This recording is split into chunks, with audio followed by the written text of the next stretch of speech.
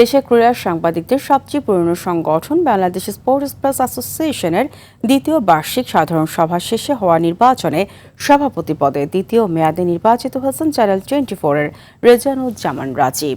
সাধারণ সম্পাদক পদে নির্বাচিত হয়েছেন দৈনিক আগামীর সময়ের সুদীপ্ত আহমদ আনন্দ। 144 জন সদস্যদের উপস্থিতিতে সভা অনুষ্ঠিত হয়। 19টি পদের বিপরীতে 19টি মনোনয়ন জমা পড়ায় বিনা প্রতিদ্বন্দ্বিতায় সবাই নির্বাচিত হয়েছেন।